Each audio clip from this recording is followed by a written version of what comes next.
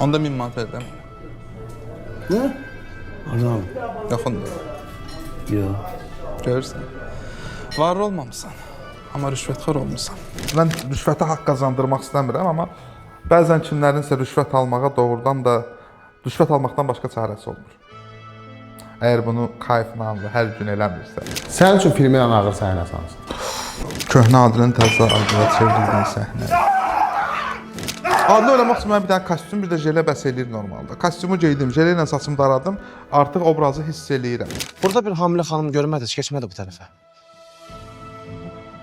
Yox, qardaş, görmədik.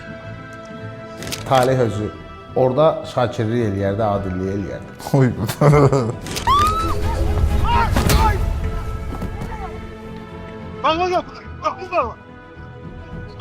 Dedim maşını da yerindən gec götürməyimə bax. Ona təzə öyrənmişdim. Bir səhnə olsun ki, qızın evini də görək. Anasını görək, evdə bir xaos var. Mən deyirəm yazar. Ayo, necə olacaq? Anası belə. Xanım, Bəhruz kişi evdə. Sən kimsən hə? Hər narda dayar var.